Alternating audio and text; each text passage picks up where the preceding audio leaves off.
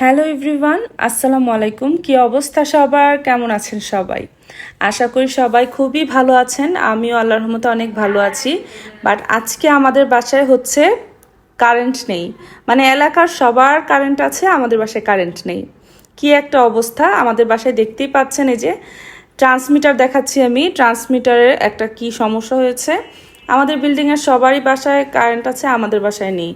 তো এই গরমে সকাল থেকে, মানে সকাল না, রাতে কারেন্ট গিয়েছিল, একবার মাঝখানে এসেছিল সকালে। তো রাতে তো ঘুমাতে পারিনি, দেখেন চেহারার অবস্থা দেখেই বুঝতে পারছেন। রাতে তো ঘুমাইনি আমরা সারা রাত কেউ। তো আইপিএস ছিল, আইপিএসেরও চার্জ নিয়ে আর কি। তো ওই যে বাচ্চারা খালি গায়ে বারান্দায় বসে আছে আর বৃষ্টির অপেক্ষা করছে। এই কয়েকদিন এত রৌদ্র গিয়েছে, মানে সবাই একদম অবস্থা টাইট। আর আমি তো গরম একদমই সহ্য করতে পারি না। আমার মানে প্রচুর হাত পা জ্বলাপোড়া করে, তার জন্য অনেক কষ্ট হচ্ছে। তো দেখতে পাচ্ছি যে অবশেষে একটু মেঘের দেখা। আর কারেন্ট তো আসার খবর নেই। আম্মু মিস্ত্রিকে খবর দিয়েছে, আপু মিস্ত্রিকে খবর দিয়েছে, বাট আসতেছে না এখনো। আর আমি কি করব, আর গরমে বাসায় হাঁটাহাঁটি করছি, আর কিছু করার নেই। তো আপুর রুমে এসেছিলাম। আপুর রুমে এসে দেখলাম যে আপু অনেকগুলো ছবি করিয়েছে অনলাইন থেকে। তো এই ছবিগুলো এত ভালো লাগছিল, খুবই সুন্দর লাগছিল আমার কাছে। এগুলো অনেকগুলো করিয়েছে। তো আপু তো এমনি সব পুরনো ফার্নিচার দিয়ে বাসা সাজিয়েছে, একদিন দেখিয়েছিলাম। তো এটা একদম আনার সময় ভেঙে গেছে, এই দেখুন অনেকগুলো ছবি করিয়েছে। তো এগুলো অনলাইন থেকেই করা। ভালোই, এগুলো থাকলে কিন্তু মানে চোখের সামনে এই ছবিগুলো দেখা হয়, ছোটোবেলার মেমোরিজগুলো ভাসে। মোবাইলে তো ছবি থাকে, বাট মোবাইলের ছবি ডিলিট হয়ে যায়, হারিয়ে যায়, কত কি হয়, এগুলো বের করে দেখাও হয় না। তো আমি বারবার চেক করছিলাম যে কারেন্টের মিস্ত্রি আসছে নাকি, ট্রান্সমিটারে উঠে ঠিক করছে নাকি। তো আপুর এই সাইডে একটা নিম গাছ আছে। তো নিম গাছটার মধ্যে মানে এই সাইডে থাকাতে এই রুমটা ভালোই ঠান্ডা। তো আমি এখানে কিছুক্ষণ বসেছিলাম আর একটু বাতাসও পাচ্ছিলাম, এই আর কি। তো আমি তো গ্রাম থেকে আসার পরে এই যে ব্লগ আপনাদের দিতেই পারছি না। আসলে বেড়াতে আসলে এক জায়গায় ওই রকম মানে এনজয় করা হয়, বাট ভিডিও করা হয় না। তো পাশের বাসার আন্টি, আমি হালিম পছন্দ করি দেখে হালিম দিয়ে গেছে। তো আমার হালিমটাও খেতে ইচ্ছা করছিল না, আসলে ভালো লাগছিল না কিছুই। আমার সারা রাত না ঘুম হওয়াতে একদমই মাথা ব্যথা, আর প্রেশারটাও হাই হয়ে গিয়েছে। তো বাচ্চাদের দিয়েছিলাম, বাচ্চারা খেয়েছে, আমার ভালো লাগে না খেতে। তো বারান্দায় এসে দাঁড়িয়েছিলাম। তো এই সাইডে একটা খেজুর গাছে দেখলাম অনেক খেজুর আসছে। তো চিন্তা করলাম আমি আমার ভিউয়ার্সকে দেখাবো না কেন, এত সুন্দর খেজুর গাছে একদম ঝাঁকে ঝাঁকে খেজুর এসেছে। তো আমাদের দেশের খেজুর গাছের তো মানুষ খেজুরটা এত পছন্দ করে না, বেশিরভাগ রসই খায়। তো আমার মন মেজাজ অনেক বেশি খারাপ, বসেছিলাম। ফাইনালি একটু ঠান্ডা হলাম, বৃষ্টির দেখা মিলতেছে।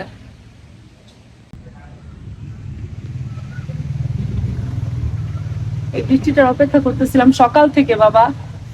কারেন্ট নাই। কারেন্ট আছে মানে এলাকার সবার বাসায় কারেন্ট আছে, আমাদের বাসায় কারেন্ট নেই। কি বৃষ্টি যে পড়তেছে আমি বুঝতেছি না কিছুই। ঝুম করে একটা বৃষ্টি আসবে না, হালকা টিপ টিপ বৃষ্টি পড়ছে, আবার কমে গিয়েছে। তো আম্মু ওই দিক দিয়ে দেখলাম আমার পছন্দের ভুড়ি রান্না করতেছে। তো আমি যে একটু নাড়া দিয়ে আসলাম ভুড়ি কিন্তু ভাজা ভাজা করে মানে রান্না করলে অনেক বেশি ভালো লাগে। আর ভুড়ি রান্না করলো, আর এদিক দিয়ে ডাল, আর ডাল আর ভুড়ি হলে আর কি লাগে। তো এই তো, এটা ছিল পরের দিনের ভিডিও। তো আমার ছেলে আম্মুকে বলল যে বাসমতি চালের কাচ্চি খাবে, তো কাচ্চি বিরিয়ানি খাবে। তো আম্মু কাচ্চি বিরিয়ানির সব কিছু রেডি করেছে, আমার ছেলে তো মহা খুশি। তা আমি বললাম যে বাসমতি চালের কাচ্চি কিন্তু মানে বাসায় কখনো এভাবে রান্না হয় না। সবসময় আমরা মুরগি না, মানে চিনি গুঁড়া চালগুলো দিয়েই রান্না করি, পোলার চাল। তো বাসমতি চালের রান্না কিন্তু মানে সচরাচর করা হয় না, যেটা সত্যি কথা। তো আজকে এটা রান্না করবে আম্মু। তো আমি দেখাচ্ছিলাম যে কি চাল দিয়ে রান্না করছে। এটা ফরচুন একটা চালের প্যাকেট। তো আম্মু চালটা 1-1.5 ঘন্টা ভিজিয়ে রেখেছে, 1-1.5 ঘন্টার মতো। তো বাসমতি চাল কিন্তু 1-1.5 ঘন্টা ভিজিয়ে রেখে কাচ্চি বিরিয়ানি করলে কিন্তু অনেক বেশি সুন্দর হয় বিরিয়ানিটা। তো আম্মু মাংসটা দিয়ে নিচ্ছে, খাসির মাংস। এখানে খাসির মাংস ধরেন নিয়েছে 2-2.5 কেজির মতো হবে, 2-2.5 কেজি। আর চাল হচ্ছে 1 কেজির প্যাকেট। তো আম্মু কিন্তু এবারে মানে ডবল নিয়েছে, চাল যতটুকু নিয়েছে তার থেকে বেশি মাংস নিয়েছে মানে ওজনের দিক থেকে। তো এটা কিভাবে মেরিনেট করে এটা আপনাদের দেখাচ্ছি। তো আম্মু আদা রসুন দিয়েছে, আর দিয়েছে হচ্ছে এখানে বাদাম বাটা, আর এখন দিবে হচ্ছে, আমি সব এক্স্যাক্টলি বলবো না, বাট আমি ওই রকম মানে কুকিং ব্লগ যেহেতু করছি না, এক্স্যাক্টলি মানে বলতে পারছি না। তো আম্মু তো অনেক কিছু করেছে, সবগুলো একসাথে আমার মনেও নেই, না হলে আমি আপনাদের অবশ্যই ওইভাবে দেখিয়ে দিতাম। তো লবণ দিল, আদা রসুন দিল, আর এখন দিবে হচ্ছে আধা চা চামচ মরিচের গুঁড়া। তো মরিচের গুঁড়া দিয়ে নিয়েছে। এখন দিবে হচ্ছে একটা বিরিয়ানির মশলা আর কি, একটা বিরিয়ানির মশলা করে আম্মু। তো এটা সম্পূর্ণ কি কি মশলা দিয়ে করে আমার ঠিক জানা নেই, বাট আমি দেখাচ্ছি আপনাদের। আপনারা ইউটিউবে সার্চ করে মানে করতে পারবেন। আমি রাধার মানে রান্না করার প্রসেসটা দেখাচ্ছি আর কি, কাচ্চি বিরিয়ানি আম্মু কীভাবে রান্না করে। তো এটা হচ্ছে বেরেস্তা এখানে ভেঙে দিল, বেরেস্তাটা আগেই করে রেখেছিল। আর টক দই দিয়েছে প্রায় আধা কেজির মতো টক দই দিয়েছে। তো বাদাম বাটা দিল অনেকটা। এখন আম্মু এটা ভালো করে মাখিয়ে নিবে।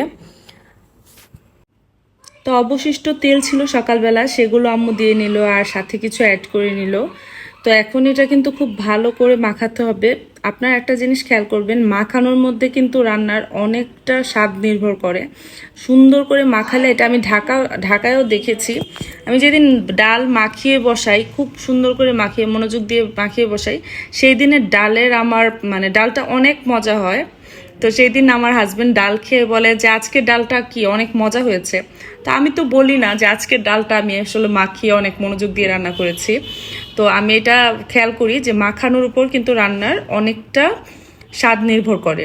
তো এই যে দেখছেন এখানে মাখিয়ে নিচ্ছে। একটা ঘি এনেছিলাম তো সকালবেলা, তো ঘিটা এখানে রেখে নিলাম, ঘিটা সবার লাস্টে দেওয়া হবে। এখন এটা ঢেকে রেখে দিবে আম্মু 1-1.5 ঘন্টা।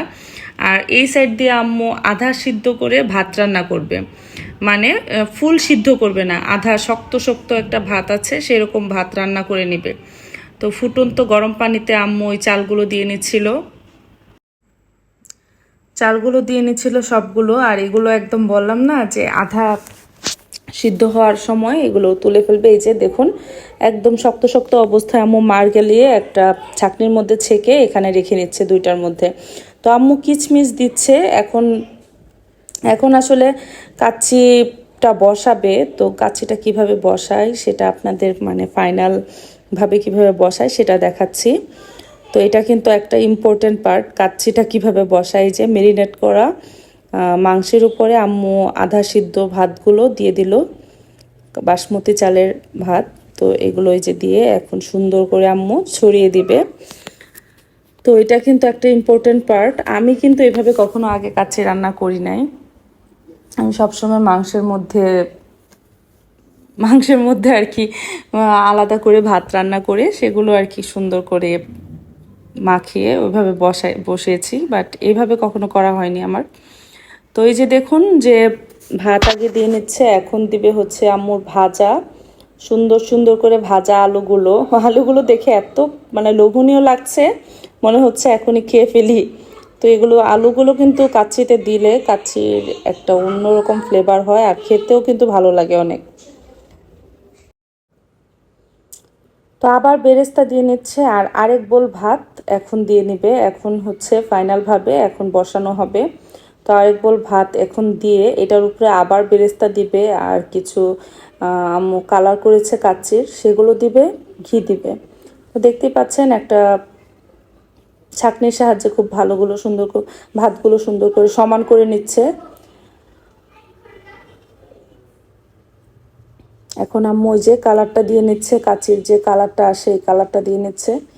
এটা কিন্তু দিলে কাচির সুন্দর একটা ফ্লেভার এবং সুন্দর একটা ফ্লেভার আসে আর কি। এখন আম্মু একটা ঢাকনা দিয়ে ঢেকে একটা সুন্দর করে এখন এটা বসাবে। আর দেখতেই পাচ্ছেন আপনারা যে আম্মু একটা আটার রুটির মতো কায় করে চতুর্পাশে কিভাবে এটা দিয়ে নিচ্ছে, কারণ এটার জন্য কিন্তু কাচ্চি যে দমে থাকবে, দমে কিন্তু পুরা সিদ্ধ হবে, একটু পরিমাণ ফাঁকা থাকা যাবে না, একদম ফুল দমে কাচ্চি বিরিয়ানিটা রান্না করবে। একটা তাওয়া গরম করে তাওয়ার উপর দিয়ে পাতিলটা দিয়ে চুলাটা বাড়িয়ে দিয়েছে, চুলাটা মিডিয়াম আঁচে রেখেছে আর কি, যেহেতু আধা সিদ্ধ ভাত। আর এখন দেখছেন কাচ্চিটা 1-1.5 ঘন্টা রেখেছে, এভাবে রান্না করেছে।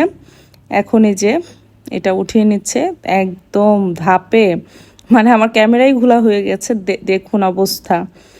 আমি তো ভেবেছিলাম যে এভাবে রান্না করলে মাংস সিদ্ধ হবে না, তবে এত সফট হয়েছে মাংসটা।